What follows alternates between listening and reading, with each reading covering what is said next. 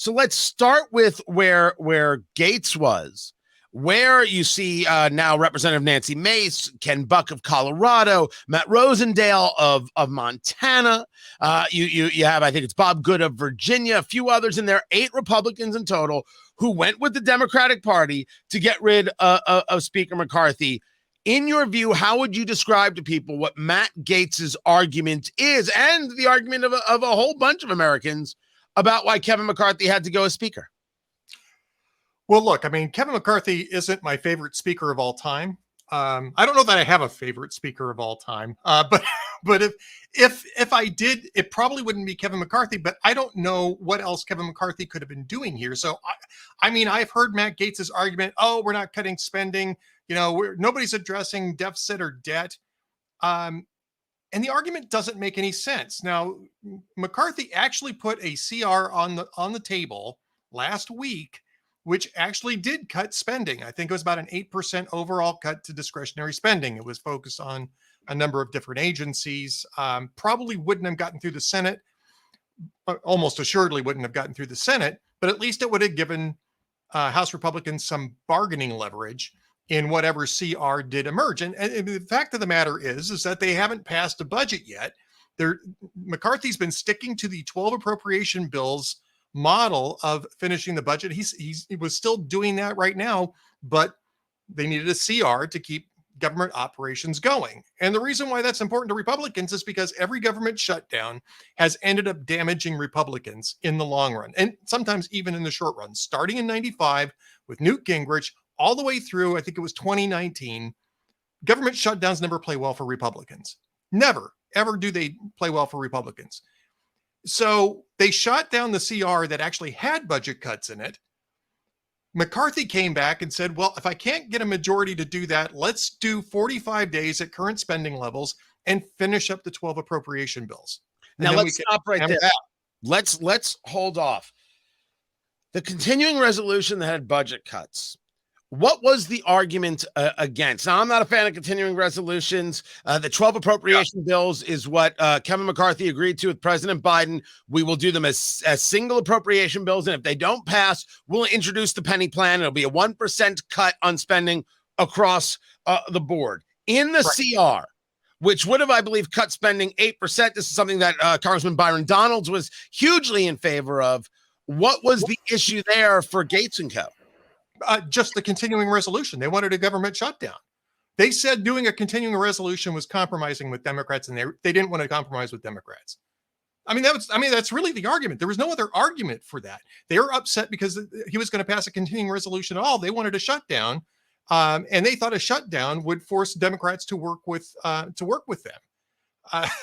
It's sort of like the popular definition of insanity: doing the same thing over and over and over again and expecting a different result. It doesn't work. It never has worked.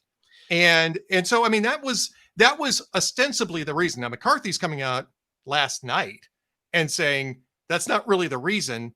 The reason is that Matt Gaetz's ethics complaint is proceeding in the ethics committee, and he wanted it stopped. And that's the reason why he wanted to decapitate the speaker, because everything stops.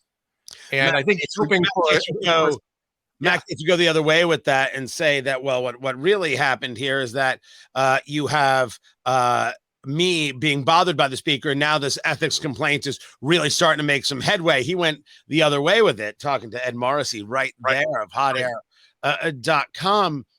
One could argue, and we've argued it, that there is a madness in DC that never seems to end, because the answer is always, well, we'll do it this time. No. We'll do it in the future. No. It's okay. No. That's not a good way to do things.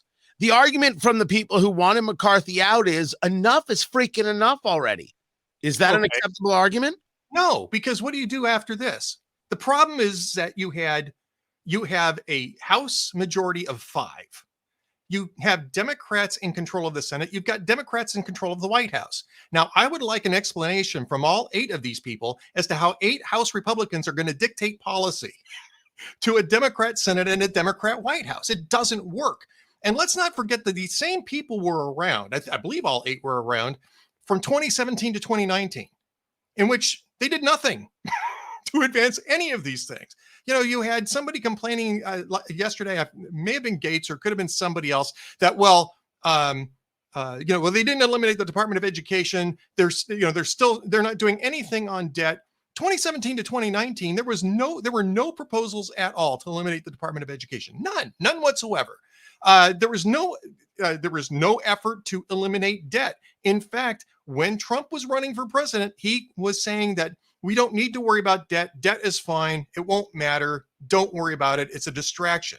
They're refusing to discuss entitlement reform, which is actually the structure that is creating the deficits and the debts, not discretionary spending. There's certainly cuts to be made in discretionary spending, but it's the entitlements, the statutory spending, which is the problem.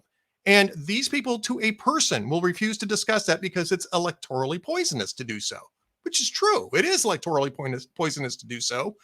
But if you're griping about deficits and national debt and talking about discretionary spending, I mean, it's a drop in the bucket. It's a drop in the ocean, but it's not serious. But it's all part of something. So when it helps. So I mean, that's the reason why they had the 8% cut in that initial CR. And if that wasn't enough for Matt Gaetz, because really he was the leader of this thing. He's certainly the face that you put up there. He's the driver of this. Yeah. Then what was he thinking? You talk about all these things going forward. In your view, based on analysis, you're writing about it at hotair.com as you do other things. What was he thinking that once he was removed, here's the good that would happen? What was he going for? I think he's just going for the headlines. I think he's just going for the clicks. I think that this is a guy who knew that he had a shot to make headlines and to look like a mover and shaker, and decided to take it. And he decided to partner with Democrats to do it. After complaining that Kevin McCarthy was cutting deals with Democrats to pass budgets, which is, kind of what you're supposed to do in Congress.